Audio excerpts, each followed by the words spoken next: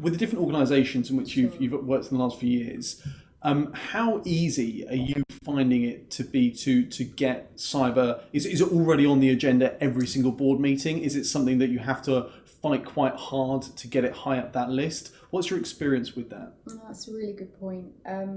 I think generally it's already on the list, but how much airtime it has really depends on what it is that you've got to say and who's in the room.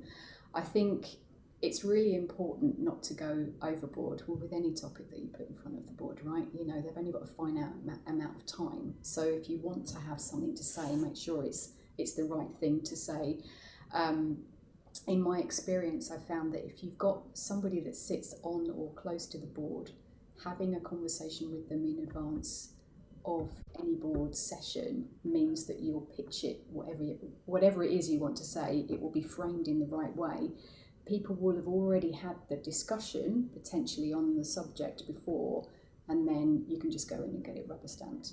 So I think, dare I say it, the days of kind of going in and scaring the board with those cybersecurity, we're all going to be hacked and our reputation will be ruined, I don't think that is actually necessary anymore. What they want to know now is, okay, we probably gave you some money to go ahead and fix that. What's our risk? What's the likelihood of it happening to us?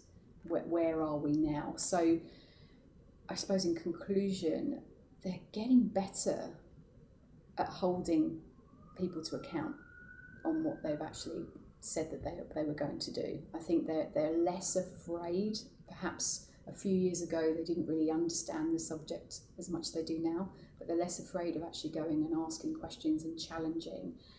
So I think although the CISO's probably got more of an open door, they might have quite a challenge in really presenting risk reduction, which sometimes it's quite tricky to do in that area.